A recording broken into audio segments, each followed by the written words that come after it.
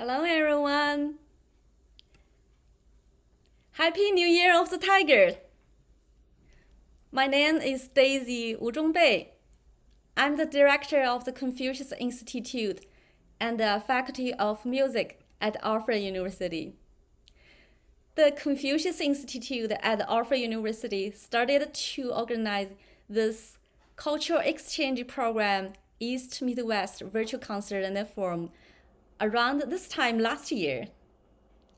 We are so grateful to our guest speakers and our audience who supported accompanied with us throughout the tens of our programs last year. Here, I would like first to thank our co-sponsors, the Performing Arts Division of Alfred University, the Music Department of China University of Geosciences, and the 6 of our local public libraries in Alfred, in Almond, Cuba, Honolulu, Wellsville, and Canestio. In this year, our show will be with you throughout the 4 seasons. We will host the East Midwest program every quarter of the year. This is a free online program open to the public. It will be recorded and broadcast online. Our audience will be muted during the performance session. Please mute yourself, and you can leave your comments and questions in the chat box. During the Q&A session at the end of the program, my colleague Susan Steere, Susan, hi, she will address your question. And if you'd like to ask a question by yourself, please raise your hand and we will unmute you. So today is the traditional Chinese holiday, the Lantern Festival, which is on the 15th day of the Lunar New Year, which is a full moon in the sky. So we are so honored to have our guest speakers here with us tonight. They are Maestro Jindong, famous conductor, author, and educator with a distinguished career. Hi, Dr. Chai. And Hi, everyone. His wife, Miss Sheila Melvin, a renowned author who writes about arts and culture in China. Hi, Sheila. A perfect pair to kick off our 11th East Midwest Virtual Concert and Forum tonight. Thank you. So let me first introduce a little bit more about Dr. Chai and Sheila. Maestro Jindong Chai is director of the U.S.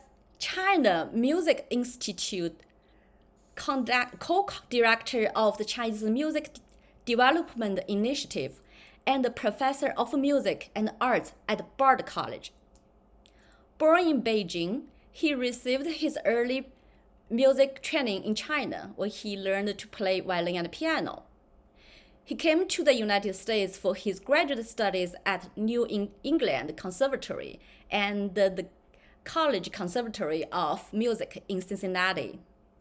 He was a professor of performance at Stanford University and conducted the Stanford Symphony Orchestra for 11 years. Over the 30 years of his career in the United States, Dr. Jindong Chai has established himself an active and dynamic conductor, scholar of Western classical music in China and leading the music program across Asia. From his conductor most of the top orchestra in China, as well as orchestras across North America. And he has written many authors books on music and performing arts in China.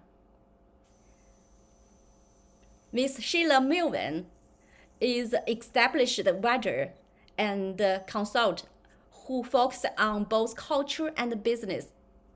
She is a co-author with Jindong Chai of the book of Rhapsody in Red, How Western Classical Music Became Chinese, and the Beethoven in China, how the great composer became an icon in the People's Republic, and the Shanghai Symphony Orchestra, Music Connecting Worlds. She is the author of the Little Red Book of China Business.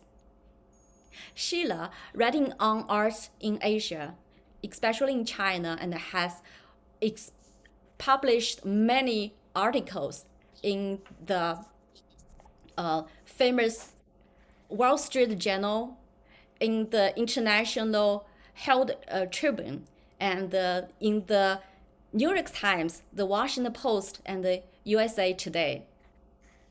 Sheila is also a writer of the Stanford University Graduate School of Business. Early in her career, she spent many years working for the U.S.-China Business Council and established the council's first office in Shanghai. While there, she was elected to the board of governors of the American Chamber of Commerce in Shanghai. She also addressed many prestigious international conferences, including the Fortune Global Forum. Sheila is on the board of the Asia Society, Northern California. So it's very honored to have both of you with us tonight. Thank you so much. Thank you. Glad to be here. Yeah. Yeah. So now here I have Sheila, I have a question for you. Happy Chinese New Year. I was wondering how your family celebrated New Year. Our family celebrates every holiday by making jiaozi. We bao jiaozi because that is Jindong's family tradition from the north. So that's pretty much what we do on every holiday. So you make dumplings? Yep. Oh, great. So you learned how to make dumplings in Shanghai, right? I learned how to eat dumplings. My husband makes them. Yeah. Thank you. And Dr. Chai, congratulations on your recent concert in Lincoln Center. Which is a Chinese New Year center, right? How was that? How was the show? The concert was great. We started to do a Chinese New Year concert 3 years ago. And last year, we only can do online. Mm-hmm. And this year, we struggled to think, should we do it in live with live audience or not? But we decided to go ahead. So we did 2 performances, one at Bard College, mm-hmm. and one in New York City's Lincoln Center.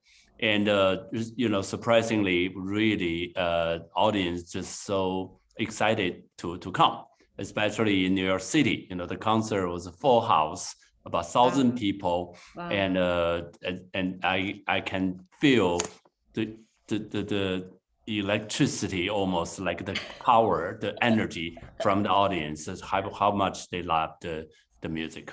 I bet. Wow, yeah. Wonderful. Yeah, I wish I was there.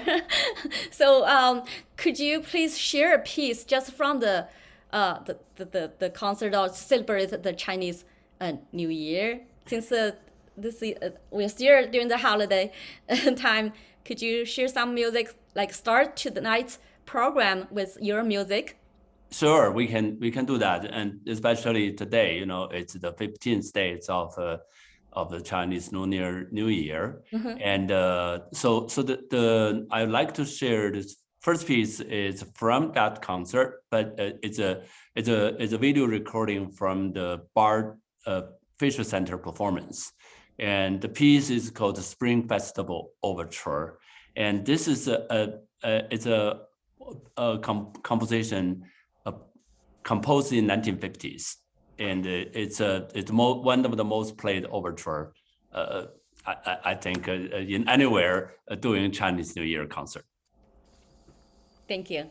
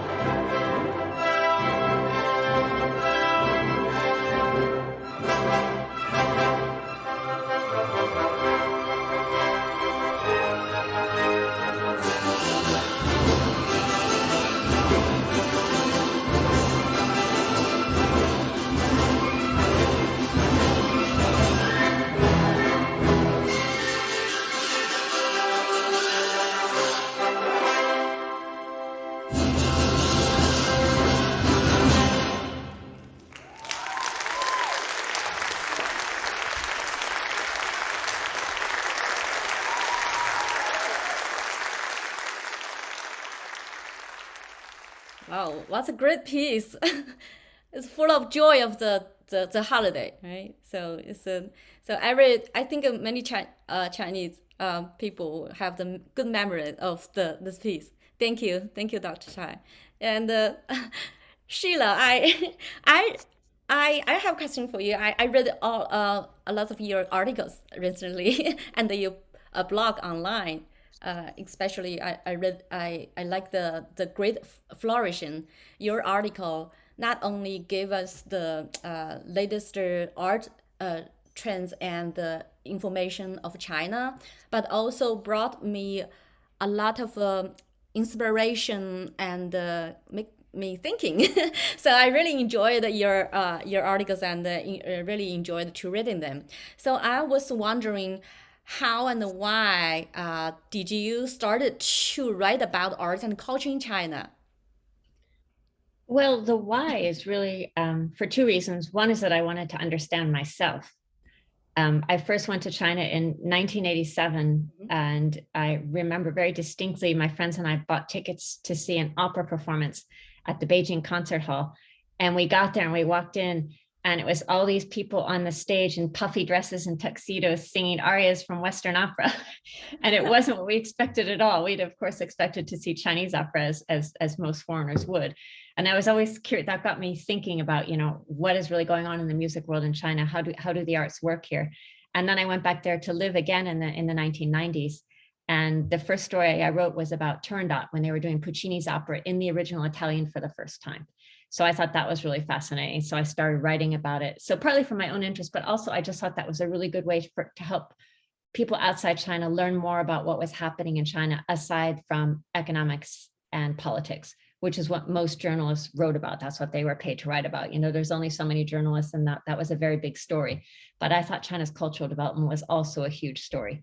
So that was something that I could delve into and write about. And I think it really helps people to connect on different levels. Right, good. Yeah, wonderful. Thank you. I also learned that you read a lot of books. Also, the one I really enjoy is the Beethoven in China. So why do you read that book?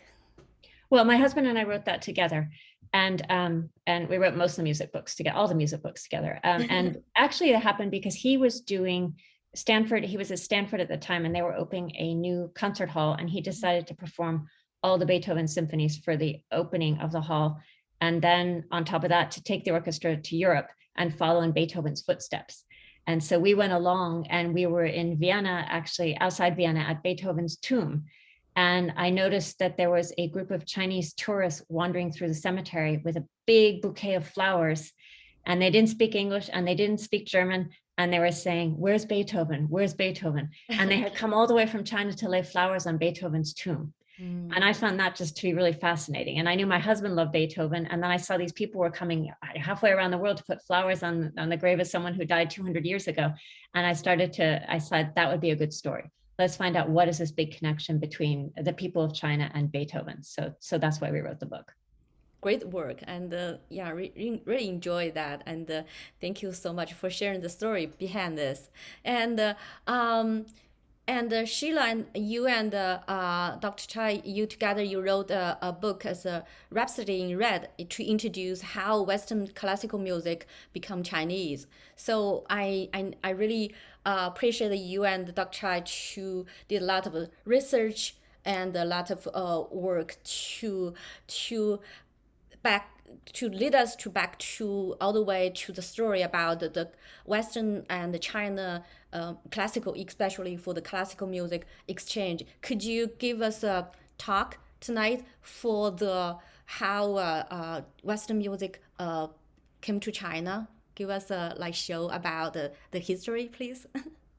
Yeah, I'd be happy to. I'll give you the as you know, you liked Beethoven in China. That was our shortest book. I can see why. Rhapsody, it's a long story, and it's absolutely fascinating. And the thing about talking about music in China is you're also talking about history and politics, because they go hand in hand. Yeah. But I would be happy to give you the quick overview of how Western classical music came to China, and my husband will jump in whenever he likes. So I will just. Yeah, sure. Let's hope this works. Yep. Okay. Got it? Good. Yeah? Okay. So that's the title of our book, Rhapsody in Red. So I think I'll start by saying this is Confucius, obviously, playing a qin. And I think it's important to note when we're talking about Western music or classical music, however you want to call it, coming to China, that music has always been so important in China, well before there was any Western music there. It's been seen as a critical aspect of governance, education, culture, and really a mirror that can reflect society's morality, level of ethics and development, and also make it better if the level is too low. If you put in good music, the belief was that people would get better. Confucius saw the study of music as the crowning glory of a proper education. He said to educate somebody, you should start from poems, emphasize ceremonies, and finish with music. So that's always been important in Chinese culture. Another philosopher called Sun Tzu thought that music was a source of unity. It would bring people together. He said music is the unifying center of the world, the key to peace and harmony, and an indispensable need of human emotion. So I think those are all lovely quotes. There's another Confucius with the qin. Now, if we're going to talk about the arrival of European music, the earliest time, it's called the Nestorian stone. It's in Xi'an right now. It's a carving. It tells the history of the Church of the East, which was early Christians, really, but the church that came from the East. And this was made somewhere around 600 or 700, so during the Tang Dynasty. And it tells the story of how these Christians came to China. But many years later, they found music from these Christians, rather lyrics to music from these Christians in the Dunhuang caves. So we know that there was some kind of European music, probably song in China, as early as the 600s, 700s, but we have the lyrics, but we don't know what the music sounded like. This is the cave where they found the music and many other ancient books in Dunhuang. This is St. John of Monte Corvino. He came later in the Yuan dynasty, like in the 1200s. And we know that he built 2 churches in Beijing because he wanted to convert people to Catholicism. And he was made the Archbishop of Beijing by the Pope. So he was Archbishop of Beijing in 1294. And he left a small record saying that he actually bought, kids were for sale then, he bought 150 boys from 7 to 11 years of age, and taught them Latin and Greek, and he taught them to sing. So they formed a chorus. So they would sing in these churches. He educated them, took care of them, and they would sing in these churches in Beijing. So again, we know there was music, European music there then, but we don't know what it sounded like. It was the hymns of medieval Europe. In the more modern era, not really modern, but the 1600s, we have a better idea of what happened. And you can see here, this is a Jesuit priest named Matteo Ricci.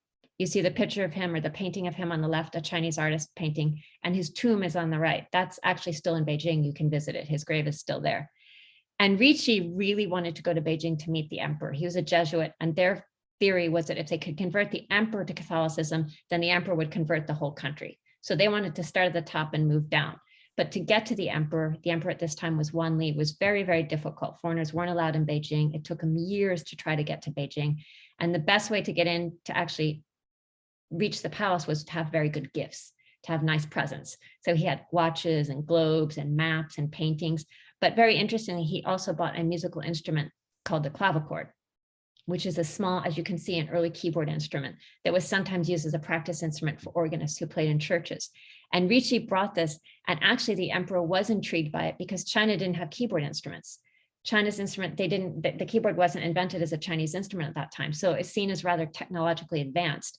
And the emperor was intrigued, but not intrigued enough to actually meet Ricci because Huiyang Li didn't meet anybody. He was having a fight with his officials and he refused to meet anybody, Chinese or foreign. He was kind of on strike, but he sent his eunuchs to meet with Ricci and he asked Ricci to teach them how to play so he could hear some songs. So 4 eunuchs actually went and studied with the Jesuits and learned how to play the clavichord and then went back and played it for Huiyang Li.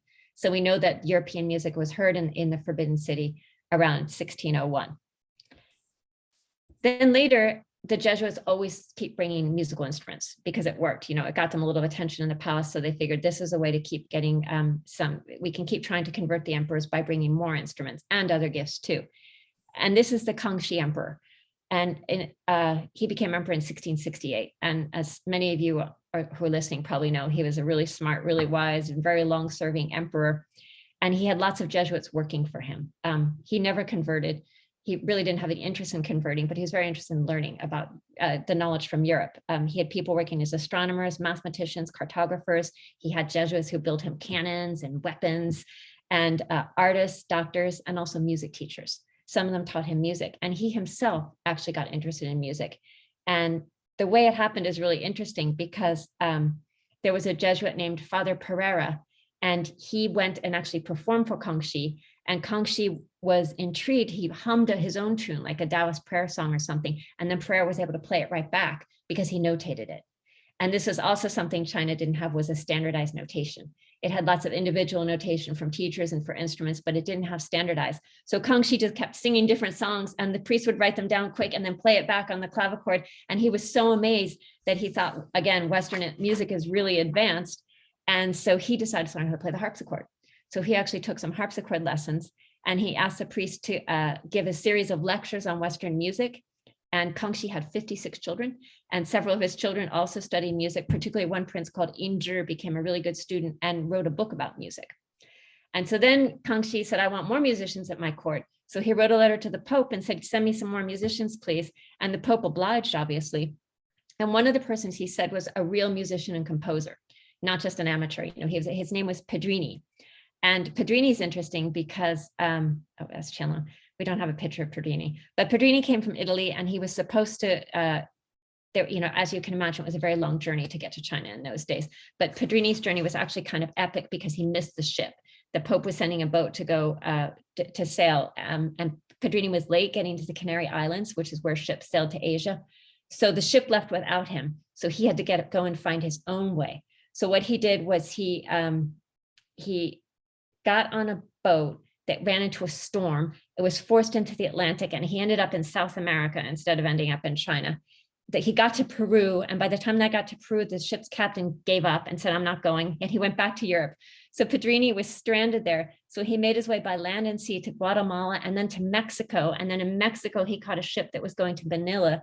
And then when he got to Manila, he found that the King of Spain was having an argument, and he banned all ships sailing to China. So then there were no ships available. So he disguised himself as a ship captain, chartered his own boat, and took several other missionaries who were also stranded across the sea to Macau. He sailed the ship himself. And one of his passengers wrote that his inexperience in nautical matters merely cost us our lives 2 or 3 times, but somehow he made it to Macau. Then he has to go all the way up, to get to Beijing, overland and by the Grand Canal. And so finally he gets to Beijing, and it took him 11 years. 11 years later, he gets to Beijing, arrives in the morning, and the emperor says, "I'll see you this afternoon. I want to hear you perform." So that's the kind of effort these people went to. They were really amazing people. The previous slide is Pedrini, if you go back. Oh, yeah. Okay. There we go. Sorry, that is Pedrini. Yeah. Okay. Jindong, do you want to say something about his music? No, go ahead. Yeah, the music, he also composed in the Forbidden City when you were there. So when we read the book, we went to the Beijing library and looked at the old archive. We checked out his writing, it's music pieces, writing for violin and piano, or harpsichord, or harpsichord alone. There's the sonatas, and there's all different kind of dances. It's really fascinating to look at this. The composer, the musician came to China and writing new music in the Forbidden City. It's really Western notation, right? It's all Western notation. Good. And also the book itself. The book they were teaching, like a Qianlong's son, or the teaching eunuchs.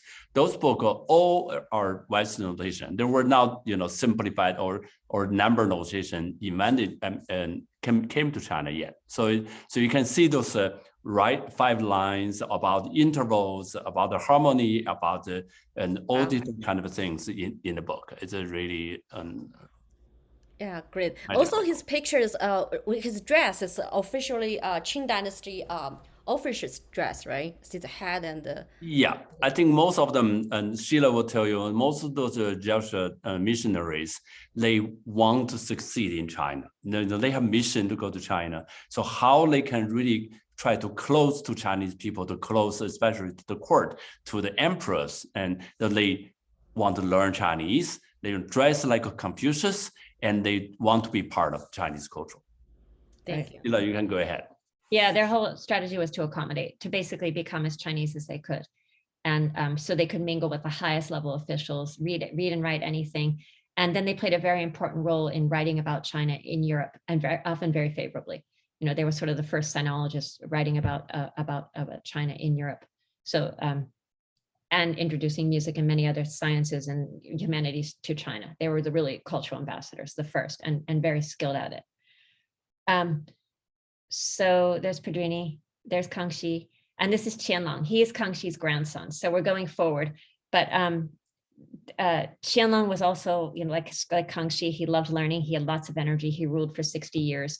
He was on the throne for a very long time. He had Jesuits working for him in the same way. He had two Jesuits as palace music teachers, and he actually got them to form an ensemble of eunuchs, of 18 eunuchs, to sing in a chorus and to play as a European music ensemble.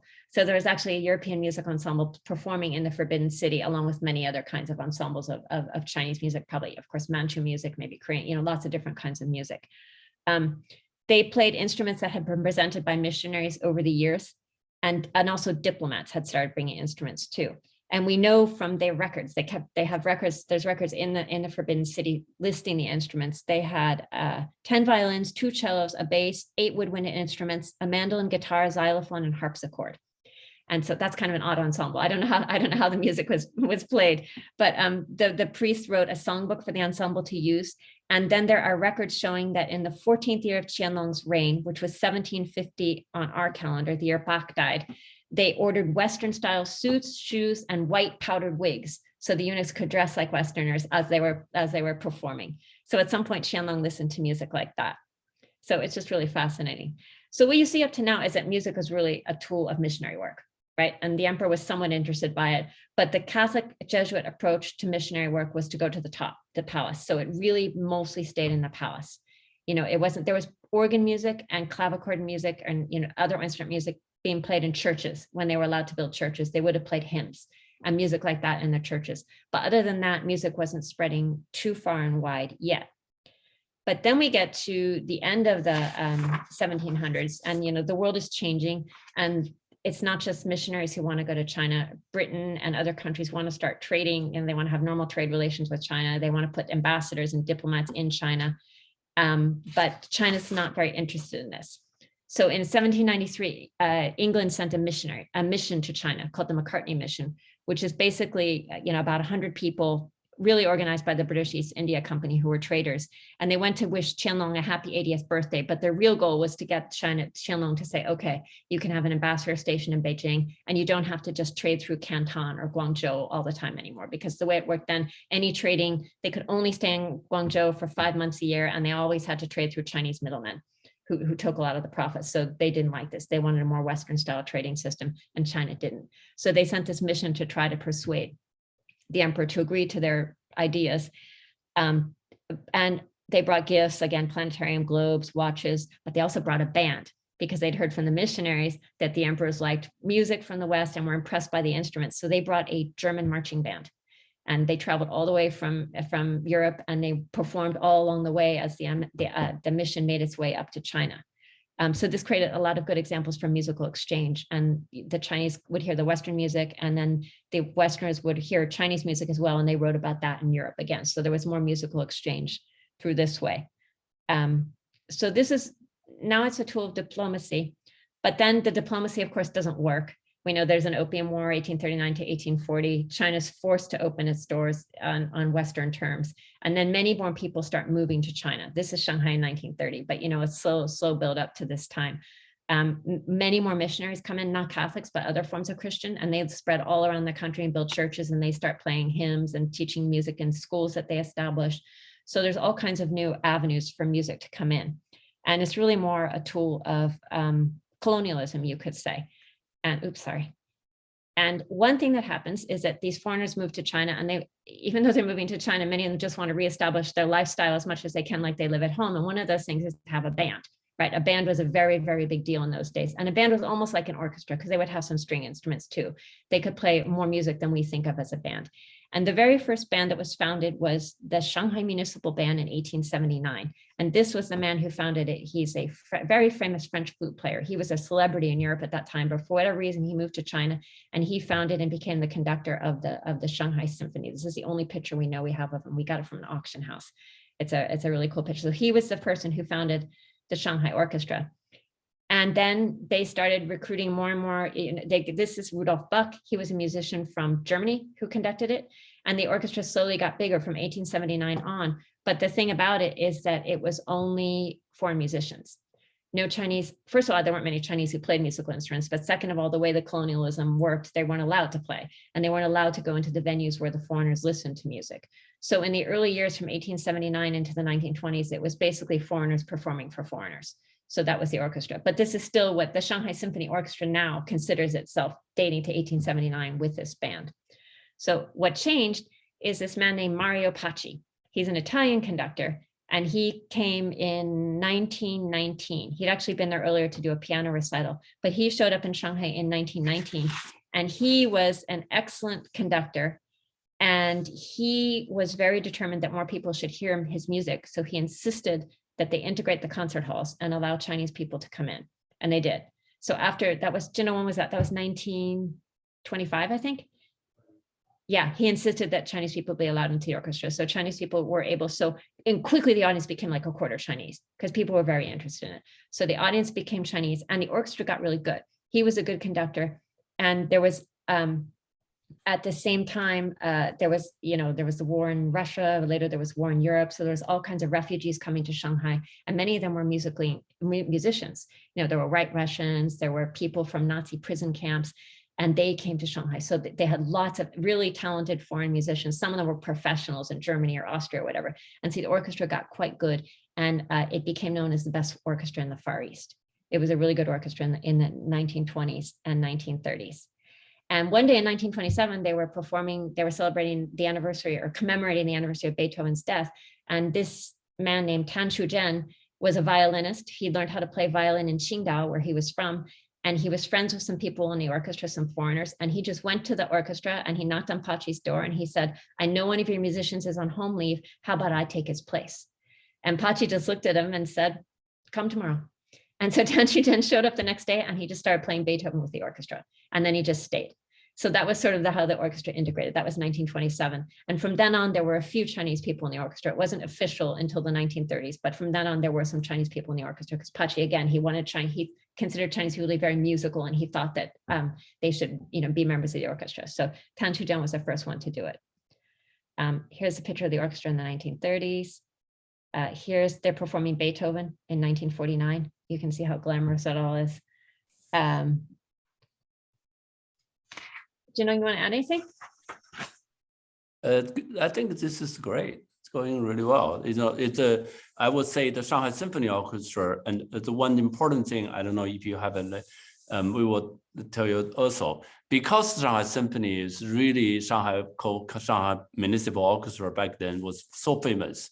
And then the Chinese musician, Tan Shu-zhen, and he decided, with Cai Yuanpei, decided to have a first Chinese music school to create it in Shanghai.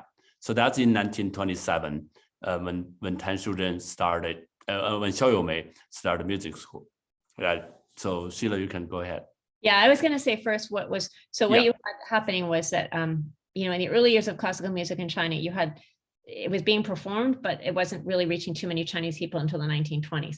But what was also happening at the same time, there was many Chinese people going overseas to try to learn from the West, to try and make their nation stronger and learn, about the arts and the culture and the science and the technology. And one of them was a guy called Li Shutong, who was he was an artist, he was a performer, he was a musician, he was many, many things. And he went to Japan around 1906, I think. And while he was in Japan, he learned about Beethoven. So he became really intrigued by Beethoven. And you read our book about Beethoven days, you know the story. So he learned about Beethoven and he published a small music magazine in China. He wrote it in Japan, but he sent it back to Shanghai for publication. And he wrote the first article in Chinese about Beethoven. And he also painted this portrait of him. And he wrote about Beethoven and he called him the sage of music.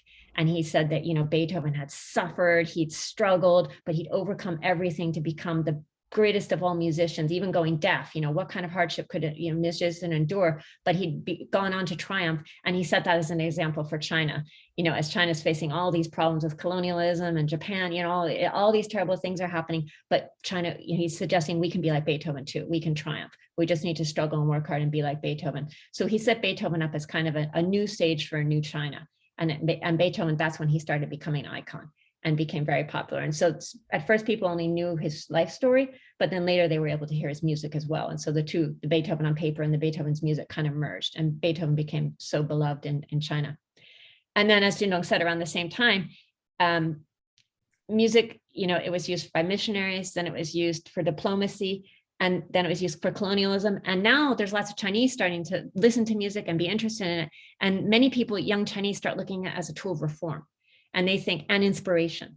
And they say, okay, maybe we can learn classical music and we can use it to help change our country, to make it stronger, and we can help inspire people to do that. And that was one of the things Li Shutong did. And then Xiao Youmei, Jindong, why don't you talk a little bit more about Xiao Youmei? Yeah, Xiao Youmei, in the very beginning, Xiao Youmei joined Sun Yat-sen's revolution. And later on, when Sun Yat-sen, just gave up his presidentship, and he asked Xiao Youmei, say, what do you want to do? Xiao Youmei said that the one thing I really want to do is to study music in Germany. So then, and with Sun Yat-sen's help, he went to Leipzig to study music and get a doctorate degree in music ensemble, in music. So that's what he did. And then in 1920, he came back to China, and he came back to Beijing and started to teach in Beijing. And he really wanted to make Western music into Chinese society. So in 1922, this is a photo of the Beijing University Orchestra. You can see this orchestra of 15 people, and he is in the back in the middle. And then there's a few violins, one of each wind instrument, and 2 cellos and timpani on the left, and the double bass there. And back then, during that time, there's several those kind of a Western instrument ensemble and orchestra in Beijing, and play, and came back, left over from the Qing dynasty. Cixi has an orchestra, and there's also Tianjin. There's a band. So there are also a few people come from Zhongbei, from northeast China, like Harbin. There's a Russian musicians came. So he put together this orchestra, and in this orchestra they played quite a few of Beethoven symphonies, and so they become a regular concert in Beijing University. And with each concert, he produced programs and program notes and so on. It's very formal concerts. So that's what I say is the first Chinese orchestra organized by Chinese people.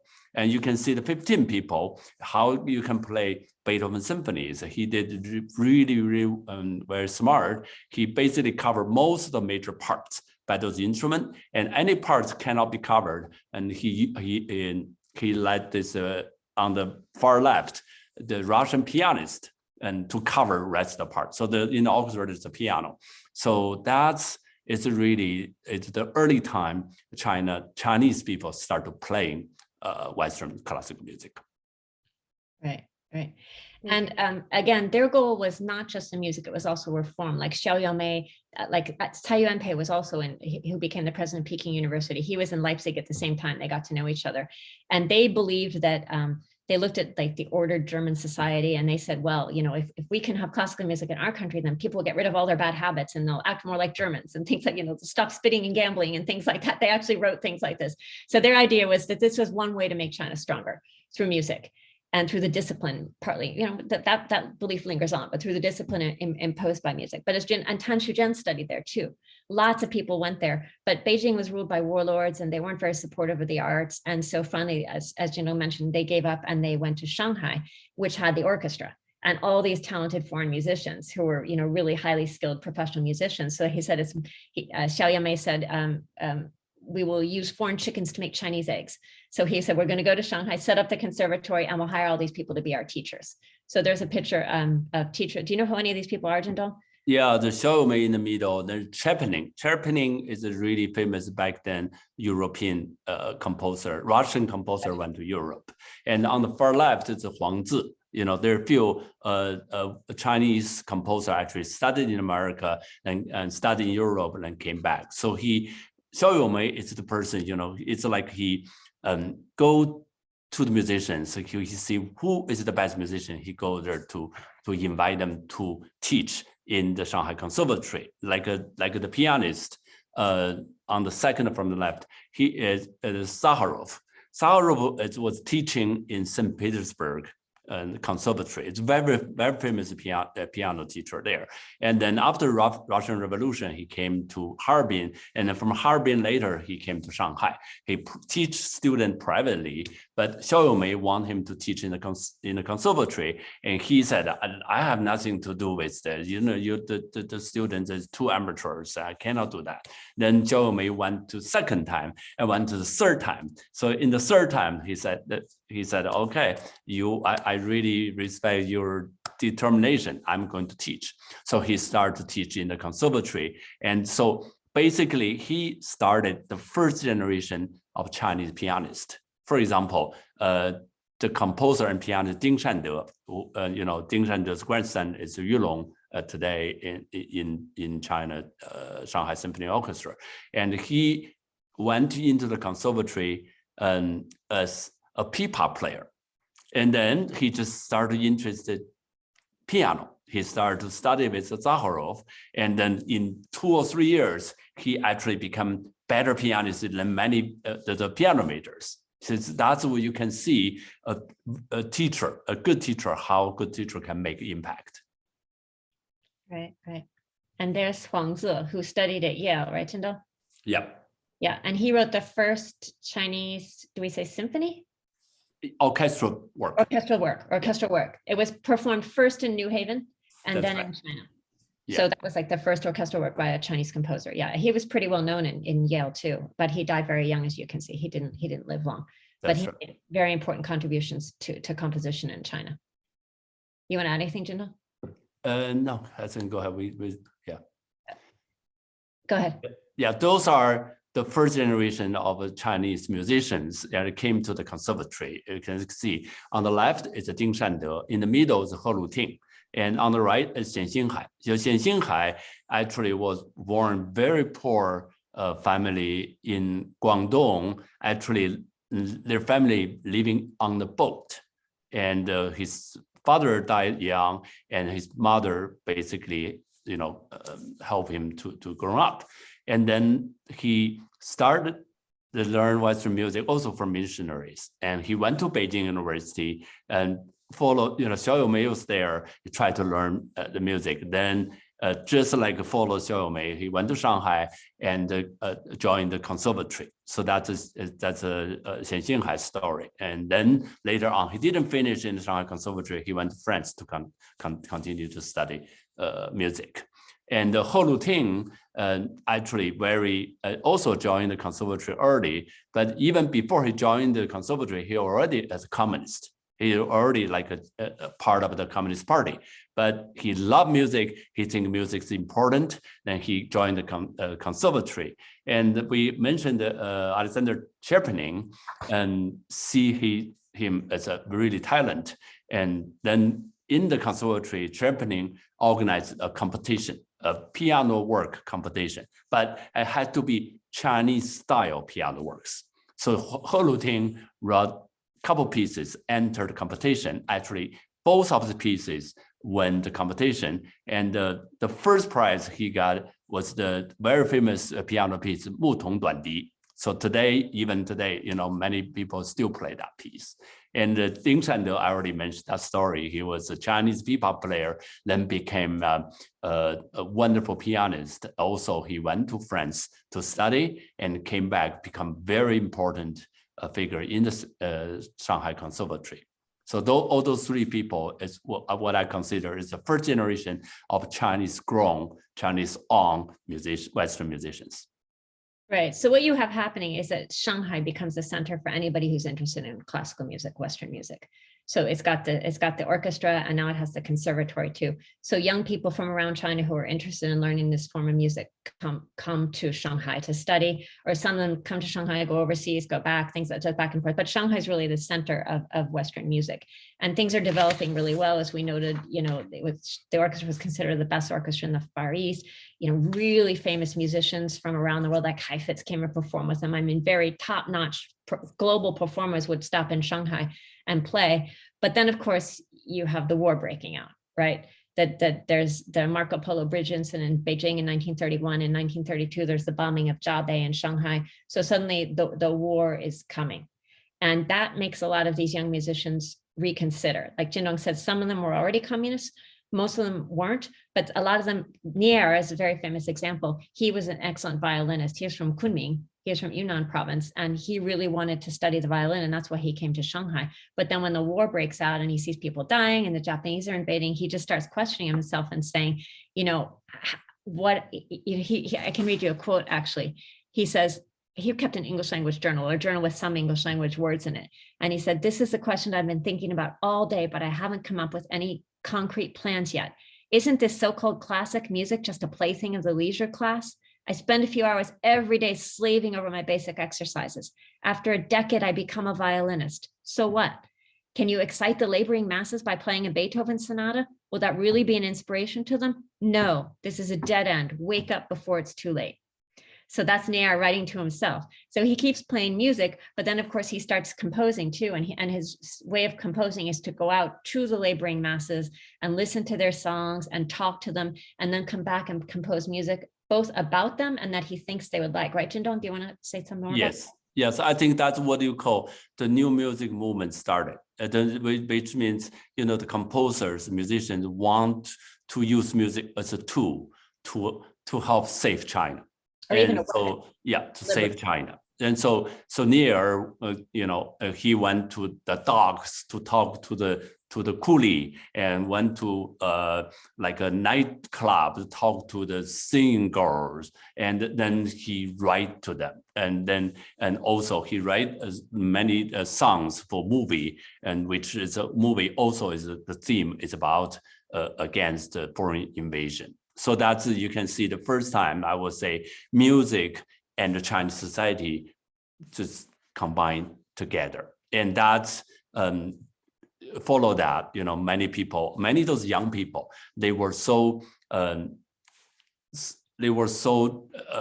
do you call this? Very full of dream. Want to study Western music to Shanghai, and then they went to Shanghai. Then the country is in turmoil. They start to think about how we can use our music to save China. And then the same time, in Yan'an, the Communist Party actually just take people that idea to say, we can really save China. So many of those young people, not only classical musicians, but the famous movie actors or playwriters, and many people, they all went to Yan'an. Right. And just to add, Nair, of course, wrote music for a movie called Children of the Storm, right, Jindong? And that's March of the Volunteers, which is now China's national anthem. That's right. So he also died young. He went to Japan on a holiday and drowned, very, very young. But his music is played all the time, just at the Olympics, everywhere. So, and Xian Xinghai is one of those, as Jino mentioned before, he'd studied in Paris, he'd been in Beijing, he'd been in Shanghai, and then he went to Yan'an. Because a lot of the young musicians said, okay, we're going to go to Yan'an.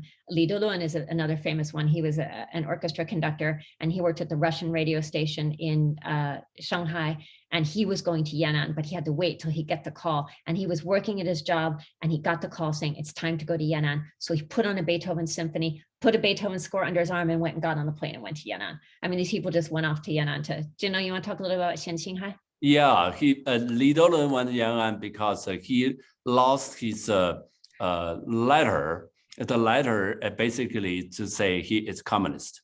So then he had to escape. Otherwise the Kuomintang will go to get him. And the Communist Party arranged him, actually Zhou Enlai arranged him to go to take the flight and to take the plane to go to Yan'an. And so many people like him and Xian Xinghai, they went to Yan'an, and then actually many of them start to feel, wow, this is really free, so fresh. Because people don't have that much to eat, and they don't have to care about how rich or how poor they are. They all work together. So then Yan'an in the first few years of that time is really full of activities, cultural activities. Like there's Shakespeare played in Yan'an, and a cello player from Shanghai Symphony played a Bach, and there's so many those kind of things going on, and for the period. And then 1942, and they come to artists. They have a lot of debate. Some people think, oh, why you play Bach cannot save China. So then there are lots of debate. And in 1942, Yan'an organized this what you call Yan'an 文艺座谈会, means the talk in Yan'an Art Forum. And Mao Zedong gave a very important talk to the old artists. And so it's like a new era for Chinese art development. Right. Yeah. So these are the two things. But do you want to talk about Xian Xinghai? Yeah, Xian Xinghai. Yeah, one of the important work, I think, for many Chinese audience, Xian Xinghai wrote this Yellow River Cantata, 黄河大合唱. Right. So he wrote this piece, and during the Japanese invasion, and basically he used music as a weapon, as a tool to try to arouse people's to fight the Japanese, fight foreign invasion. And this cantata has 8 movements, and he wrote in 7 days. And so there's a narration movement, and there's a baritone solo, and it's called Ode to the Yellow River. And there's a mother mezzo soprano solo. Basically, it's a mother singing about her son died of the war, and so on. And also, he captured many those folk music, including the Yellow River boatman's song, and those kind of guerrilla song. Also, they put them as a whole together, actually, and to perform in Yan'an first. And because this theme is so clear, and the music is just fly everywhere, start to play, and so that is a becomes very important musical work and throughout the Chinese music history. And later on, during the later of the Cultural Revolution, that cantata been arranged into a piano concerto. And later today, we will hear some of this piano concerto we performed in this past Chinese New Year concert. Right. So Mao Zedong was obviously at Yan'an, and he heard the first performance of the Yellow River Cantata, and he called Xian Xinghai the people's composer. So, and gave him a pen, a Parker pen, which is obviously a very rare commodity at Yan'an, so he could write more music. So he was a very important composer, but unfortunately, he went to Russia to help work on music for film, and he died early too. He died very young. So, so he didn't live to see liberation. So there's, Jindong mentioned the form on literature and arts. This is Mao arguing that there's no such thing as art for art's sake. Art has to serve politics. So then that sort of changes, because, Nier was having that debate with himself, but the conservatory in Shanghai, there's still a lot of people who think you can just play music for music's sake. But Mao's basically saying, no, that's not the way it works. It has to be, it has to serve a political purpose. It has to help the common masses, the proletarian people to understand better. And so then we get into, the war finishes, the Civil War happens, the Communist Party is victorious. There's the founding of the People's Republic of China in 1949. And there's a debate. What do we do about classical music? There's a debate, there's multiple debates on many things, but just looking at music, there's some people who say, oh, we have to get rid of classical music, it's too bourgeois. We can't have a bourgeois art form in a communist socialist country. And the other people say, no, we can adapt it. We can use it as a tool, we can make it serve the workers, soldiers, and peasants. And so there's this debate going back and forth. And the people who argue that it can be adapted to purposes of socialism win, I think in large, a lot of the reason because of the help from the Soviet Union. Because of course, at this time in history, the Soviet Union is China's quote unquote big brother. And the Soviet Union always played classical music. No one ever criticized classical music in the Soviet Union. So they thought, they came to China, they sent people to help build bridges and factories and everything, but they also helped them build conservatories, orchestras, opera houses, ballets. So because of the connection with the Soviet Union, the people who said we should continue to have classical music won. And there was a lot of classical music development over the course of the 1950s and founding of conservatories basically on a Soviet model, the style of teaching and everything. This is Ma Sicong. He was another composer who lived in Shanghai, performed with the Shanghai Orchestra, went to Paris and studied. And then Zhou Enlai did just like Xiao Yomei. He wanted him to be the head of the new conservatory. And Ma Sicong didn't want to do it. And so Zhou Enlai just kept asking him. And at one point he put him in his car, drove around Beijing and said, which house do you want? You can have any of them. Just pick a house. And then finally he said, okay, I'll pay you the same salary I get. So Ma Sicong made the same salary as Zhou Enlai and then got a huge courtyard house and finally agreed to be the head of the new conservatory. So that's how much Zhou Enlai, who of course had also studied in France, cared about music. This is a period, 100 Flowers movement, when China was very an open period in the 1950s. And this is, I will try to make this work. Jindong, you want to explain this, Pete, what we're doing here? Yeah, this is in 1959, and it's the 10th anniversary of People's Republic of China establishment. So they're very good with East European as a big brothers or Soviet Union people, and then they decide to want to celebrate with Beethoven Symphony No. 9, and which is the first time after the New China started, that's the first time performed Beethoven 9. So they collected most capable musicians around in China, and including solos, chorus, and orchestra. They rehearsed for months and for this piece. It's because rather difficult for the Chinese musicians to do it, but actually they did. And they also performed in the newly just be finished the Great Hall of People. Here, I'll play it. Yeah. So this is the performance we will see. Actually, it's in Shoudu Juchang, the capital theater, and that back then was the best theater in Beijing. It's in 1959 performance with Yan Liangkun conducting. We don't have picture. You don't have the picture? No. There's no picture. Sorry, I don't know why. Are you sharing your video from the? Oh, well, you could hear it. You get the idea. No, I thought you were playing. I was. You play or she play? I played it. Oh, you played it. I thought this, okay.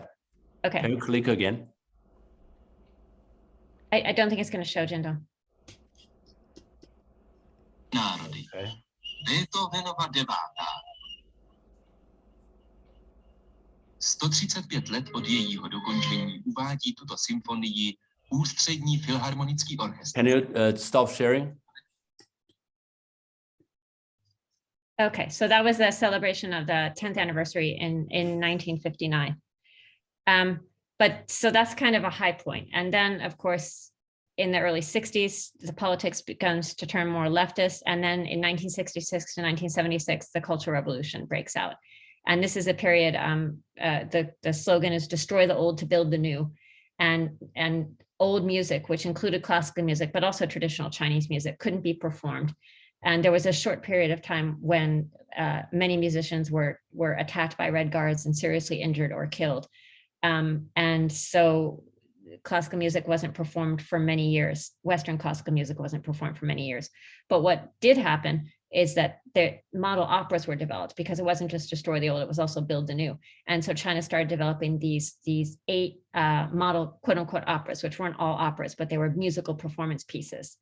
And some of them used, actually all of them used Western instruments, because Mao Zedong's wife believed that Western instruments were really powerful. They were really strong, and they were better able to inspire and motivate people. So she incorporated Western instruments into even the traditional Chinese orchestras.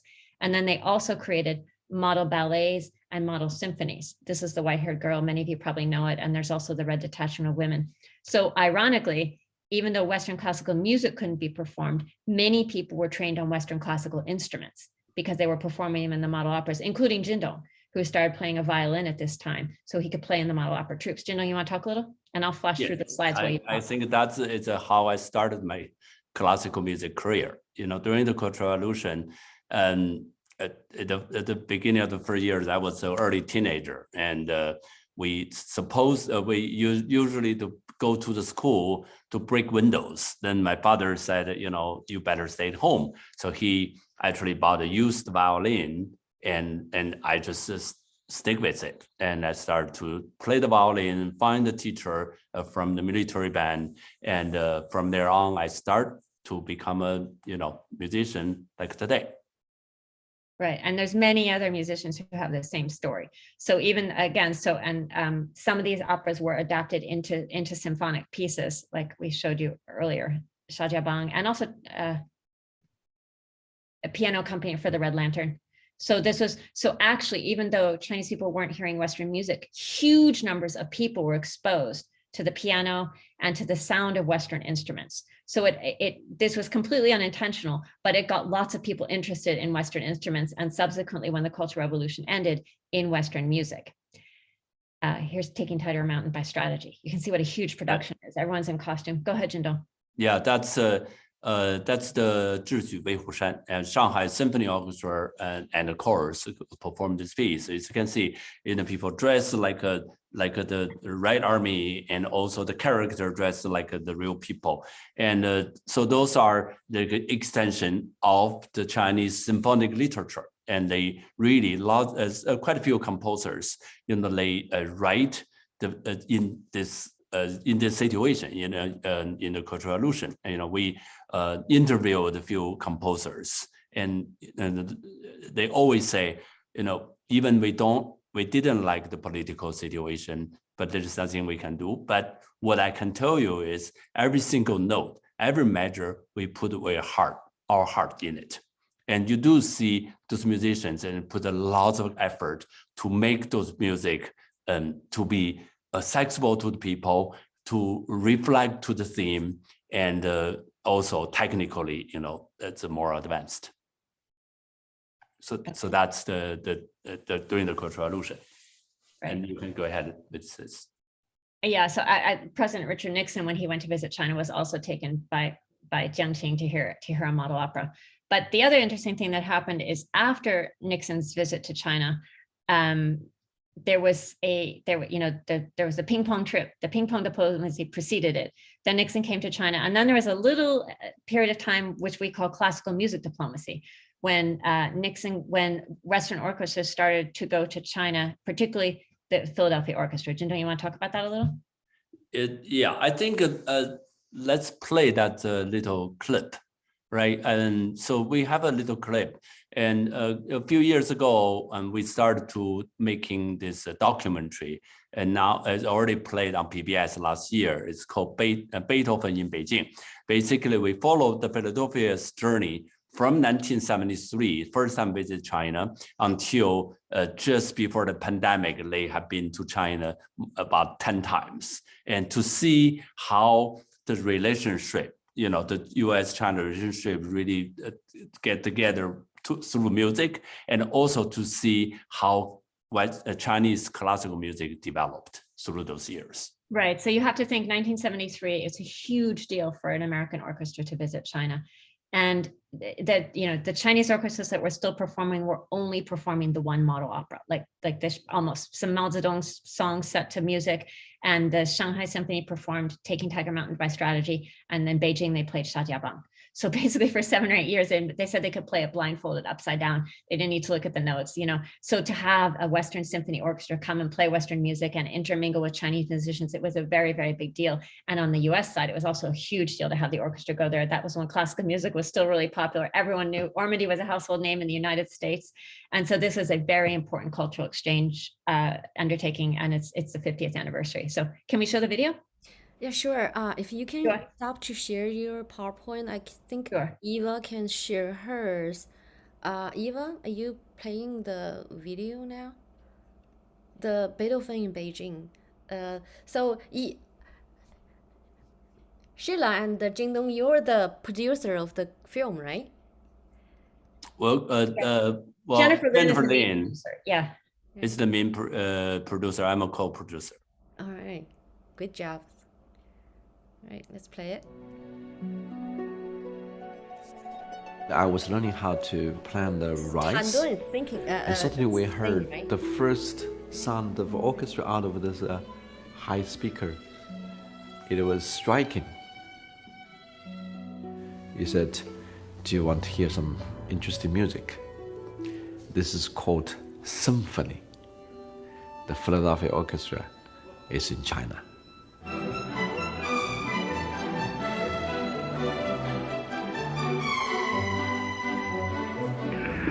Mr. Ormandy, how are you, Mr. President?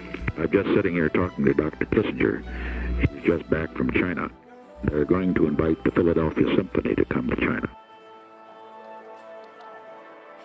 The culture ambassadors, they're the openers. It was the first U.S. orchestra that ever paid an official visit to China. Everything Western was considered bourgeois, so off limits. The average Chinese people didn't hear Western music, and they were craving for it. I was immediately seduced, actually, by this orchestra. But it's Beethoven. After Cultural Revolution, we start to play Beethoven. We start to play Mozart. In Shanghai, there are about 200,000 children studying the piano. The interest is probably the greatest of almost anywhere in the world. The Philadelphia Orchestra suffered from declining ticket sales and rising costs, and over the weekend, its board voted to file for Chapter 11 bankruptcy. We began to think what China might be as a second market. They could practically help save classical music And thank God for us, because we need the audience. It was a dream come true moment when I played with the Great Philadelphia Orchestra. In the concert hall in Europe or in America, it's Beethoven. It's holy. Beethoven wanted to shock and surprise. This is the century to truly break the boundaries of what used to be untouchable. If Beethoven would have known that one day his wonderful piece would be performed in China by an American orchestra, a Canadian conductor, and Chinese vocalists, Beethoven would just not have believed it.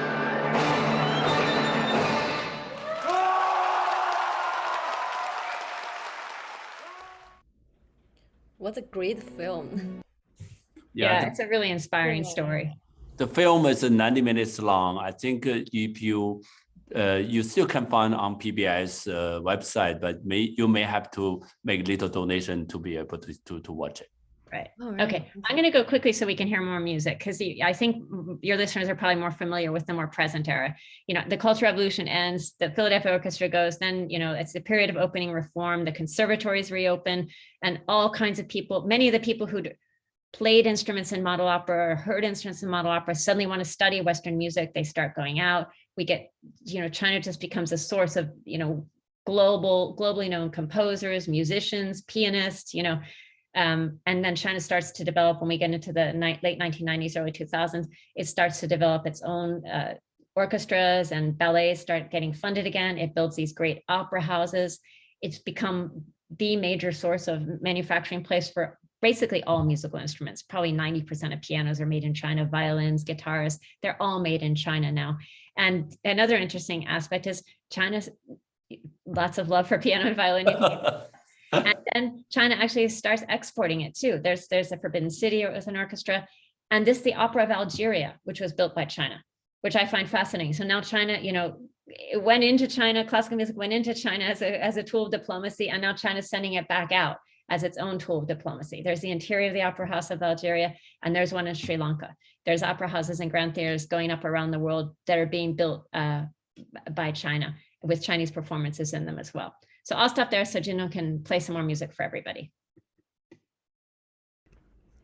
Thank you so much, Sheila. Thank you. That was a wonderful presentation, back all the history back to from ancient time to nowadays. Thank you so much. Very, very good. Great.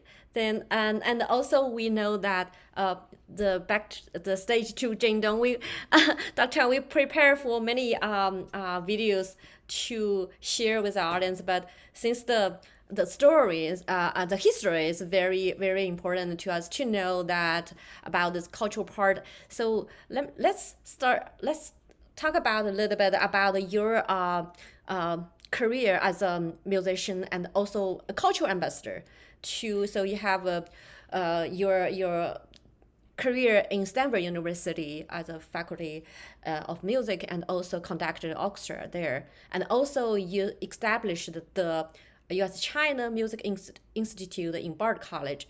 So could you please share some music and tell us why you founded the U.S.-China Music Institute in Bard College? Then you can sure, yes. Yeah. Thank you, and thank you, Sheila, for the presentation.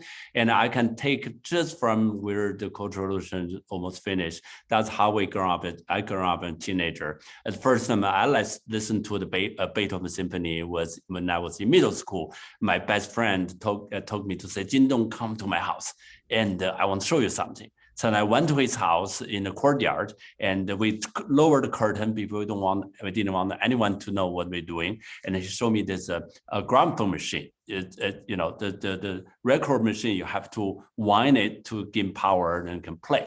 So we put it.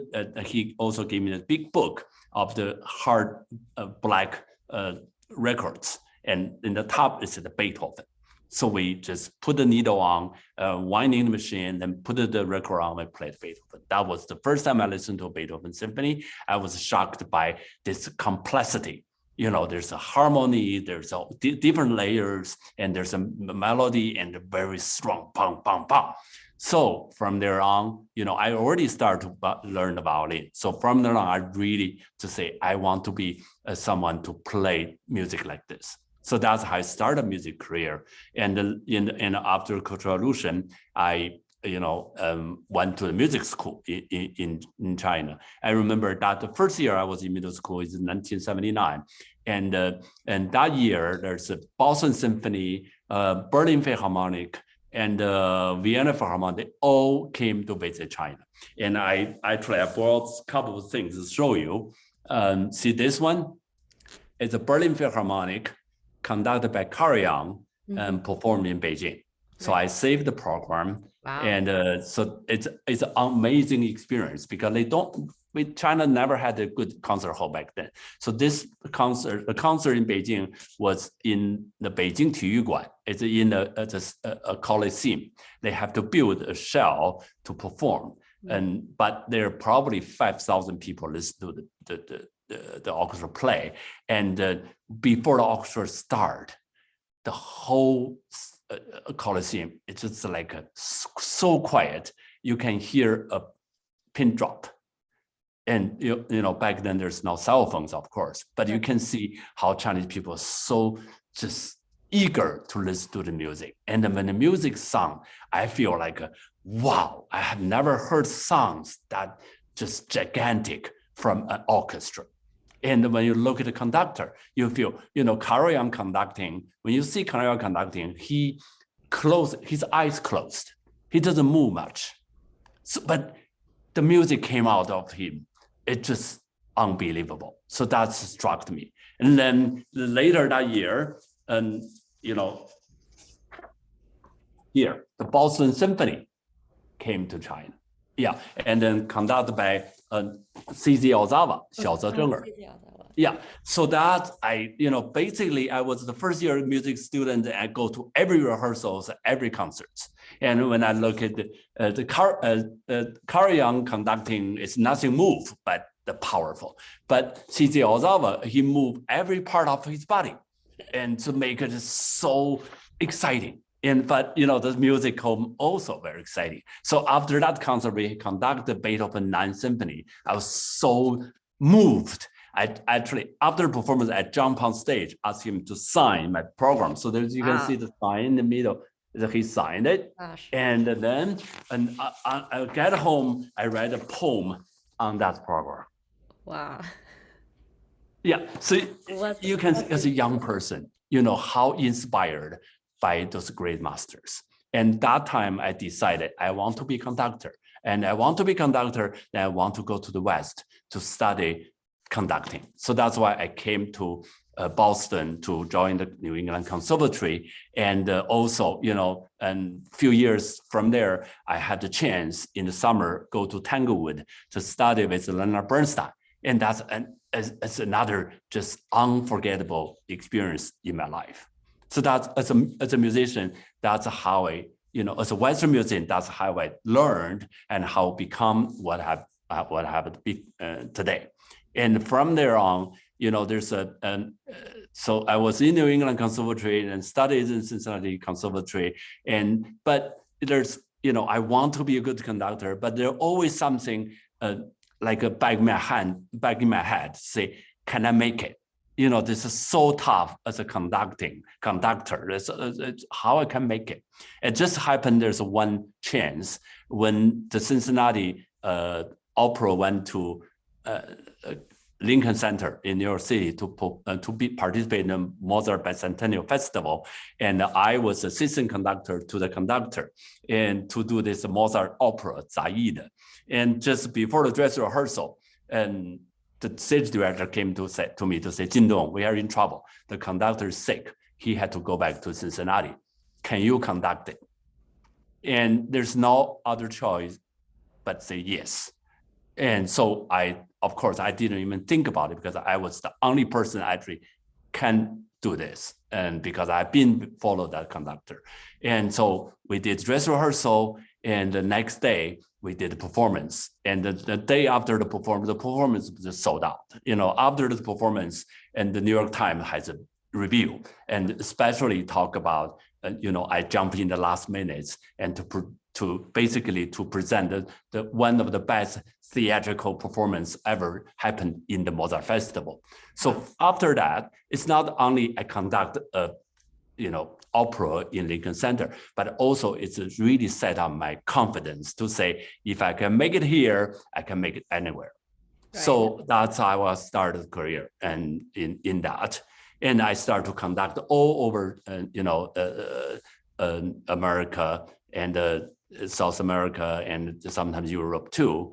And especially in America, I go some small cities like Charleston or Little Rock, Arkansas. And when I interact with people, they always ask me, how you become a Western music conductor? What about Chinese music?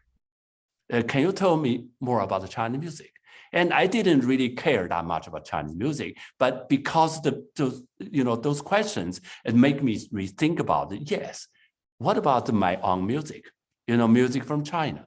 So from there on, I start purposely collect the information and learn about the Chinese music history and to see how generation by generation Chinese music, and including classical music and Chinese traditional music, start to evolve to become actually pretty good treasure. And I basically decided any cultural, any music form, if it has been existed for hundreds or thousand years, it must have either artistic value or social value, just like a Peking opera, just like a Yue Ju or Jiangnan Sizhu or symphony orchestra. So those are all musical treasures.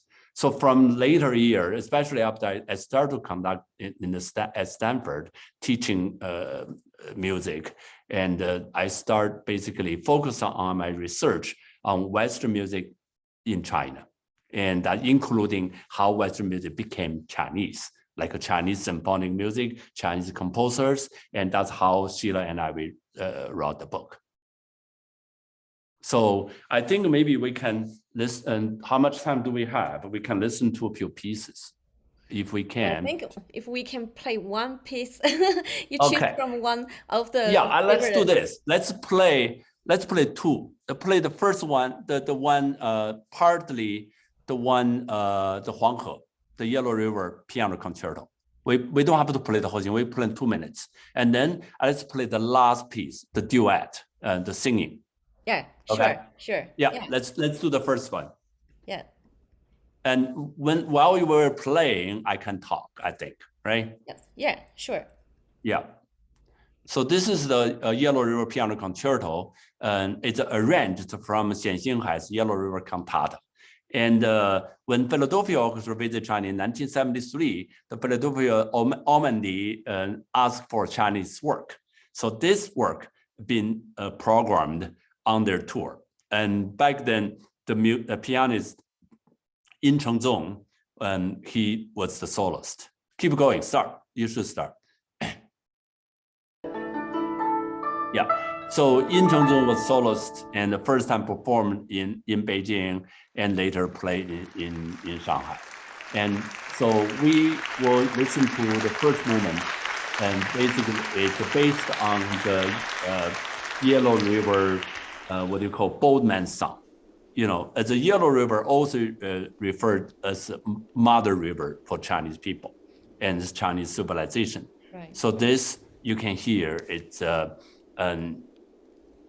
along the Yellow River, the boatmen try to overcome those difficult, weather and water.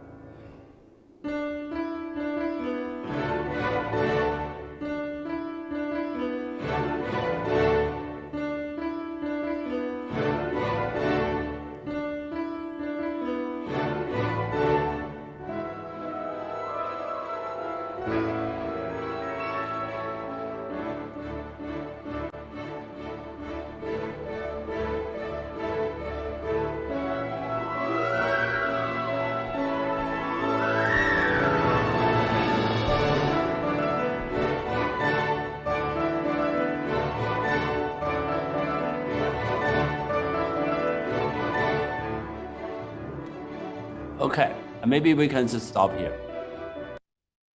Thank you. Yeah, the Qu Xiaofu is the solo pianist. He is just about entering a master's program at Juilliard. Okay, so next piece I want to hear is, in the past decade, I have devoted myself in America to introduce contemporary symphonic music from China. And I also think China produced many great musicians, Lang Lang or Wang Yujia, and all those wonderful musicians and composers. So we need the world to listen to their works. And at the same time, also, I think, not only Chinese should play Chinese symphonic music. The music treasure should be shared by all different people. So this piece we're going to listen to is a very interesting combination of a white Chinese song and the Western music together.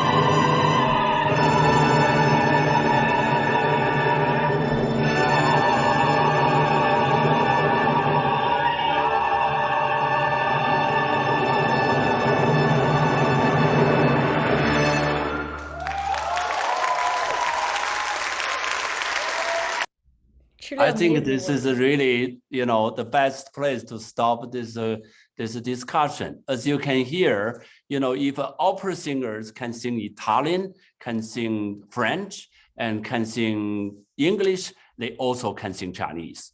So it should be a universal music language, and we hear, and anyone should do some Chinese music. So I hope I hope I can do more to promote Chinese music, but also I hope more people can look into Chinese music. Thank you so much, Dr. Chai. So what a wonderful night you and Sheila brought to us, and also I'm so deeply touched by what you and Sheila told us tonight, and we got a lot of good comments and here in the chat, and so I very appreciate. Also, probably some of us you already know that Dr. Chai established the first degree granting program in Chinese instrument program in the US Conservatory. It's really a huge milestone. So yeah, I was very honored to be invited there to be the opening ceremony concert for this program opening. So that was a really a pioneer and a milestone, and also what you and Sheila did for connecting people together to make ours better understanding through your artwork and your art books, and your contribution to the better understanding for the people from East and West. That's really important for society. And we really appreciate you from your busy schedule to here tonight with us, and give us what a wonderful night for the Lantern Festival. Thank you so much. Thank you, Sheila. And thank you, Dr. Chai. I think our time is 9:35 now. So also we see some of the questions and the comments, and then for our program can be some audience if want to. I don't know if Sheila and Dr. Chai want to take some time for the open to the questions, or we can end here now. And how do you think? Sorry, we take too long to talk about this 100 years of history, but I think we should have at least 5 minutes. Yeah. To answer some questions. Thank you so much. Thank you. I give this to Susan. She's leading to the discussion, and probably Susan, are you unmuted? Yes. Thank you. I don't see any questions yet in the chat, but there are very many positive comments. Thank you for the excellent history lesson that just covered so many aspects and very well laid out to help us all understand much more of Chinese history and how Chinese people and the nation has related to the West in ways that we never had an opportunity to learn here. So my first question would be, Sheila, how did you learn Chinese so well to be able to write about it? You're muted. Sorry, I just learned Chinese the normal way through lots of struggle and hardship trying to study in China, which is a little bit easier than learning in the US, I think. Yeah, but I was very motivated because there's so many fascinating things to learn and so many wonderful people that you can talk to. So, did the two of you meet there or in the United States? Yeah, I was working and living in Shanghai, and he was working and living in the United States, and he came to conduct the Shanghai Symphony in a concert, and I actually wrote a review of it. That's how we met. So yeah, that was very interesting.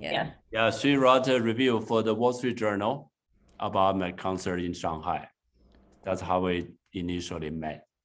She American working in Shanghai, China, and a Chinese worker here in the US, and they brought in US orchestra to Shanghai to perform. That's what you in Chinese culture call fortune, right? Yeah, Midwest. Yeah. Zhou Jihua has a question. You can unmute yourself. Thank you. Many thanks for Ms. Sheila and Dr. Tai for your inspiring presentation and also very enjoyable music showing. My question is, I read a article in Slate many years ago, I think 10 years ago. The title is "Can Asians Save Classical Music?" Is another story you mentioned in this presentation. And the article explained a phenomenon. Both orchestras and the audiences get more Asian American every year. So my question is, what's your thought for this phenomenon? Can Asians save the classical music, you said? Yeah, that's a question Western journalists like to ask a lot. I think the best way to answer that is to say that I don't think China or Asia is going to save classical music, but I think they're going to contribute immensely to its continued development and make great contributions to it. It's not China's job to save Bruckner, is what my husband would always say. It is China's job to have Tan Duan and Zhou Long and Chen Yi and all these new composers composing for the orchestra and pushing classical music forward. And I think that's what will happen. I think it will make classical music much richer and give it a bigger audience, but not save the old traditions. I don't think that's what it should do either. I think it should develop it and contribute to it and make it greater. Yeah. Classical music, and the major repertoire today we play was the during the high days, created during the high days of symphonic music.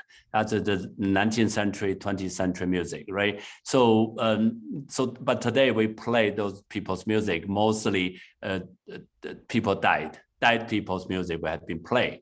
But if you go back to Mahler's time, go back to Tchaikovsky time, the Beethoven time, and the music they were playing during that time is their own music. So that's why music it's just so vibrate, and it speak to the voice of that generation.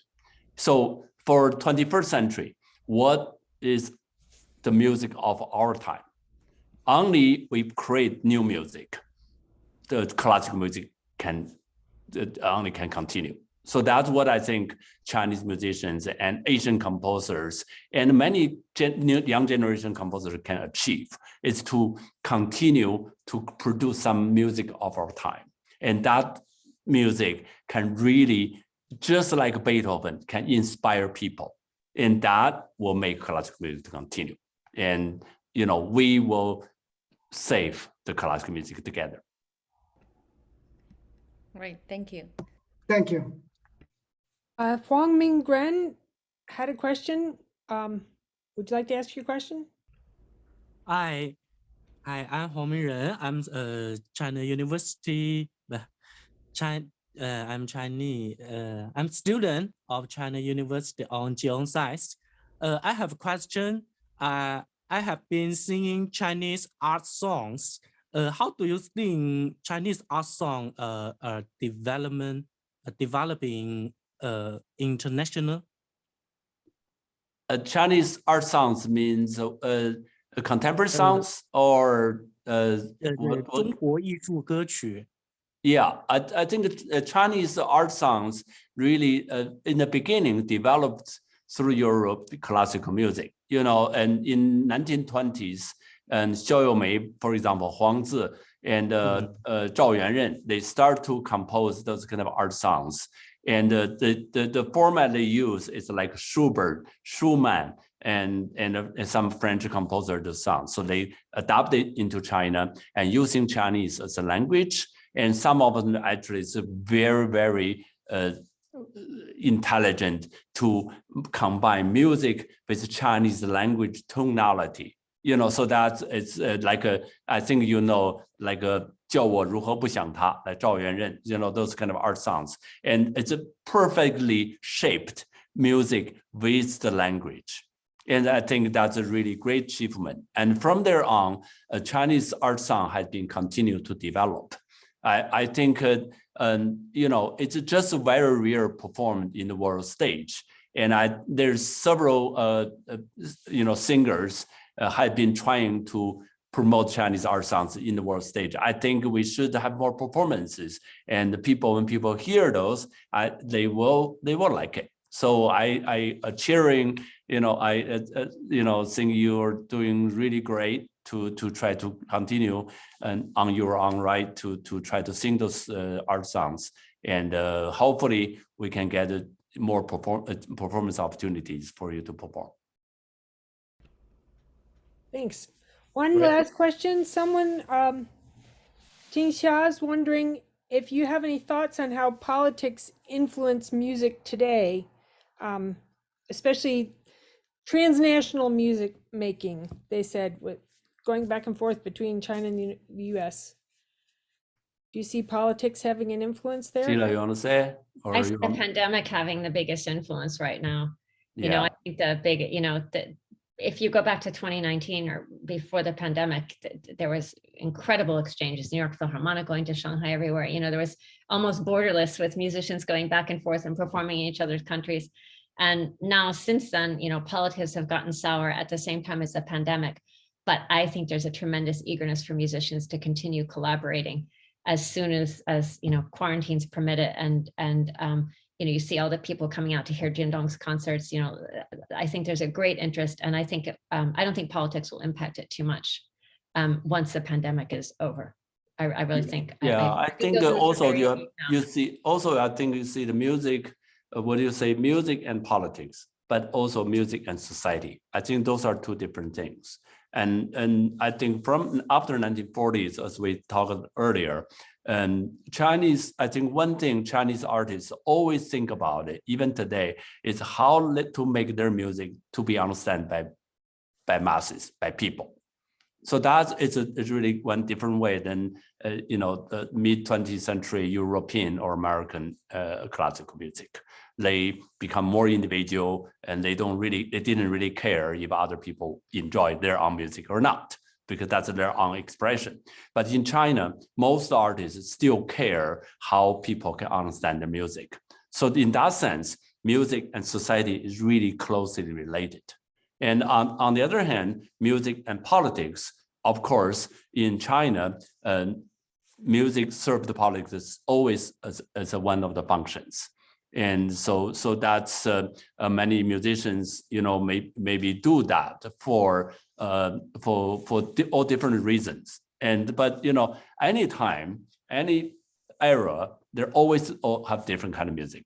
Even Beethoven time, there are probably 100,000 composers, right? Only Beethoven, Mozart stayed. Yeah. So today, same thing. In China, the classical music scene is very vibrant.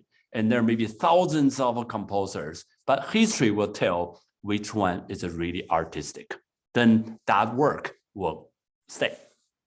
Right, and I just would add, in terms of transnational music making, even when political relationships get really bad, that's when even most politicians still support people-to-people exchanges and cultural exchanges. Like that was a cultural revolution when Philadelphia Orchestra went to China. So hopefully, unless we have, unless it gets really, really bad, people want to explore those avenues more. As the politics gets bad, then we go for the culture. So I hope that all those things will resume and even grow stronger when the pandemic allows it. Well, thanks. Doris Amon, who plays Caroline and teaches Caroline at the University of Rochester, noted that students from Rochester perform Spring Festival music on the Caroline at the University of Rochester for the whole campus to hear. I would love to hear that. That's amazing. That sounds wonderful. Wow. We have a friend actually was a graduate from there. Yeah, that sounds really wonderful. Wonderful. Yeah, keep doing it. Yeah. Thank you, Doris. Be nice to hear a recording of that sometime too. Yeah. Avril noted with the help of media, YouTube, Zoom, we can hear music from all over. So I've been very grateful for that. Thank you. I think that's it for our questions, but thank you very much. Very interesting. Thank you so much for coming. Happy New Year.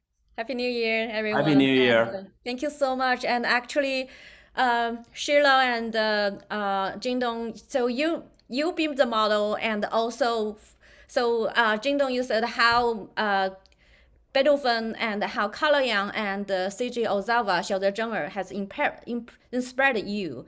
And also I saw a lot of, you and Sheila did a lot of speech. And here in the US and China, your books and your performances and also your lectures will greatly inspire our young generations to follow the footsteps, follow your footsteps through music and to get the joy of the life, to get a good life, and also to better connection of the human beings. So very appreciate your contribution through music, through your art, and through your research to the world. Very, very appreciate. Thank you so much. Thank you. Yeah. And we have a lot of comments coming in, and we will save these comments and send it to you, and I hope we can have you to invite you to Alfred University to do more cultural exchange or lectures, workshops, or performances soon in the future. Thank you. Thank you so much. All. Yeah, thank you. Bye. Good night. And 元宵节快乐，再见，谢谢大家。Bye. Good night, everyone. Thank you. 谢谢 ，Thank you.